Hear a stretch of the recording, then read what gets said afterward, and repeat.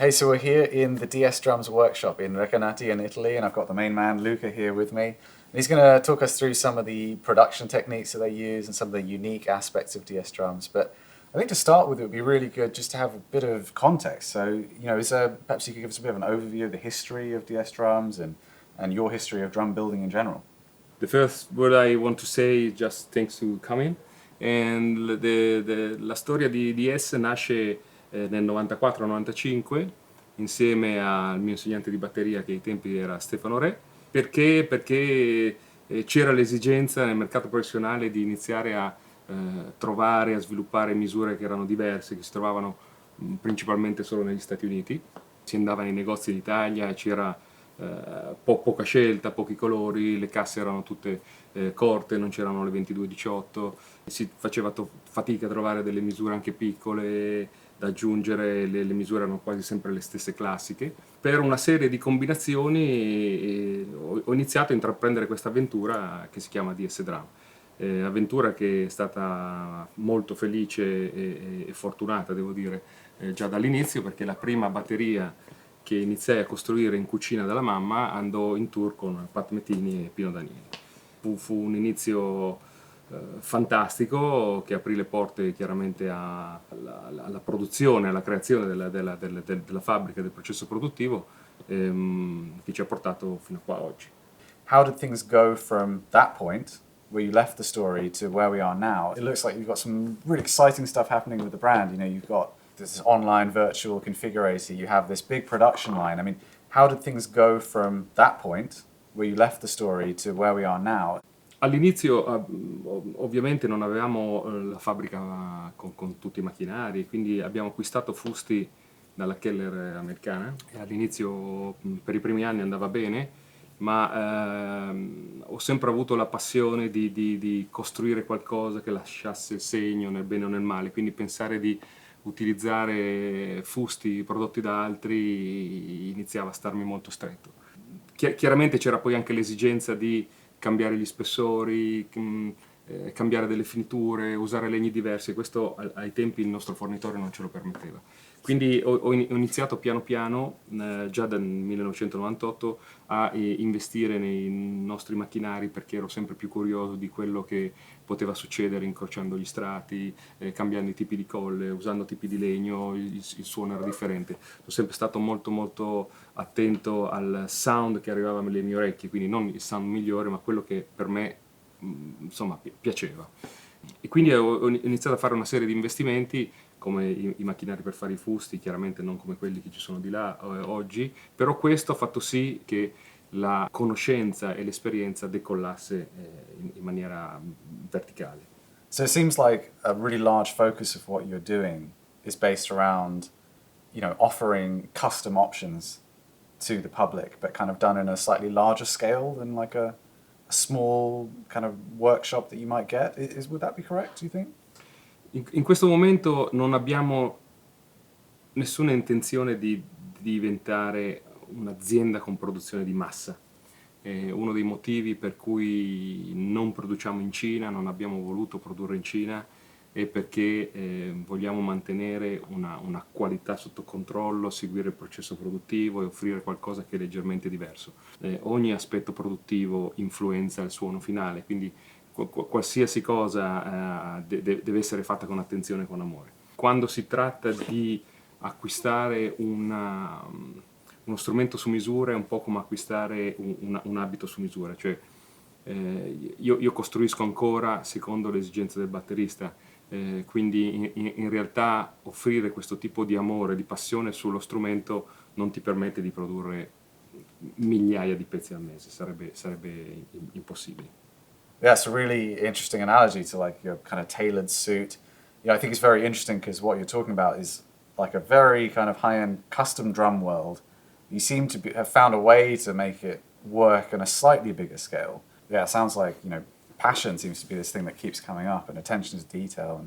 La qualità, il suono, la selezione dei legni, il modo in cui si va a costruire il fusto, il modo in cui andiamo a supportare il batterista, cercando di conoscerlo, cercando di capire come suona e quindi dargli un consiglio tecnico, un suggerimento a quello che lui si sta acquistando, per noi è ancora veramente molto importante.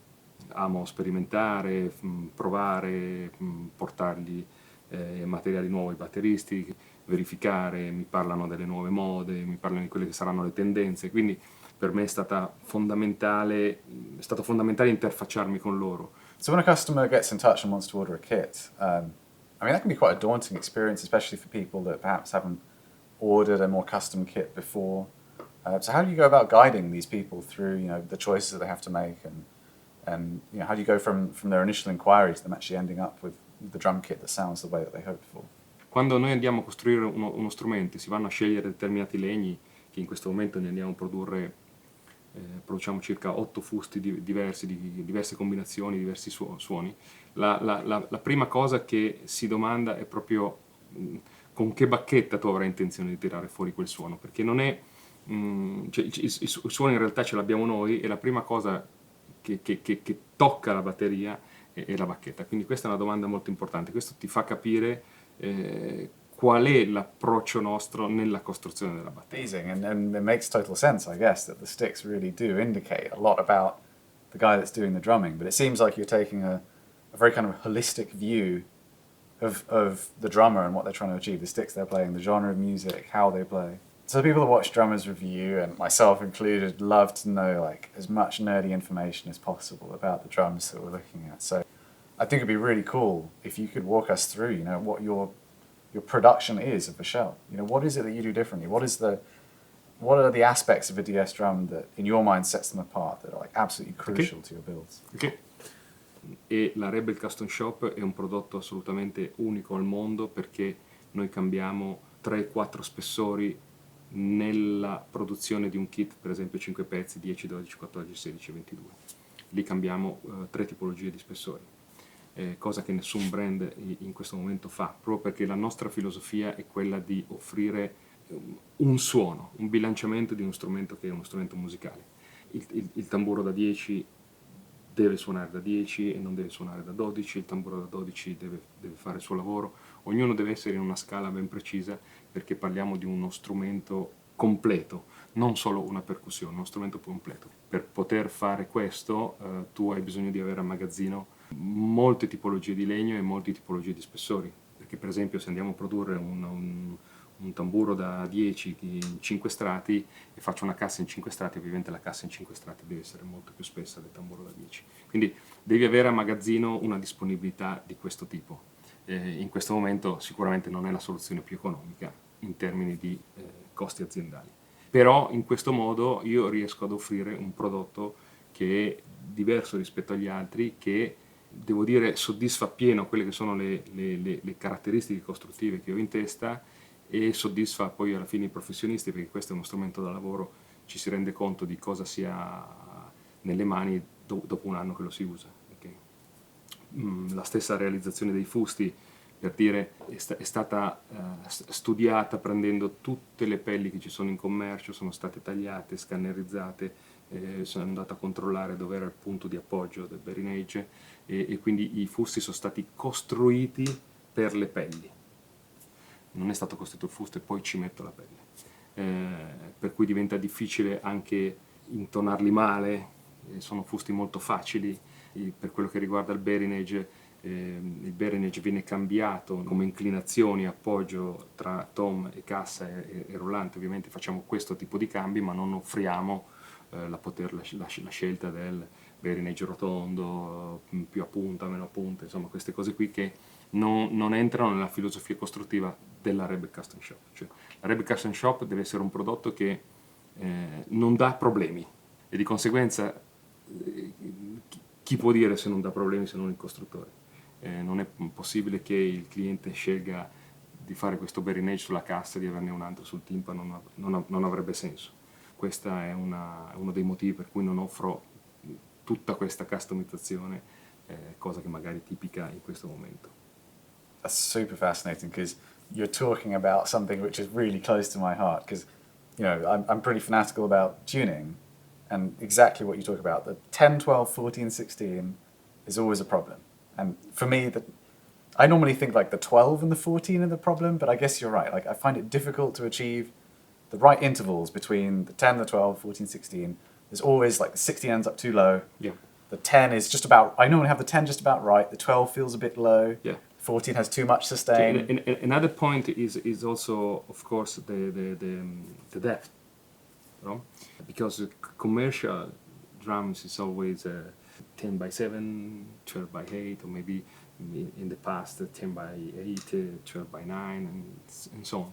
This is not good for custom drums, because depends on the way you play, if you play loud, if you have a feel with this kind of volume, or you have to play soft or jazzy. So it's changed the air inside the shell. So for example, if you want to keep 10 and 12 and you play loud, like I don't know, pop music or something like this, I suggest you to increase the depth of the 10-inch, because when you hit very hard, if you have a smaller 10, it's chock. It's something like mute, and the 12 open. So it's different when you build a drum for a drummer. It's totally different between mass production and custom. Right? It's totally different approach. Sì, perché la filosofia di costruzione dello strumento per me è sempre stata la semplicità. Non devo produrre qualcosa che è troppo complicato, o devo introdurre qualcosa che per forza è nuovo. Cioè lo strumento deve essere a posto, deve suonare bene, deve essere facile da accordare, deve essere robusto, non deve creare problemi, l'artista deve sedersi e suonare. Quindi sia la meccanica di cordiera del rullante, la cordiera stessa, sono l'intonazione, cioè devono essere tutti aspetti che non causano problemi al batterista.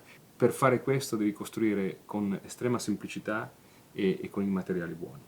Dopodiché lo strumento fa il suo lavoro.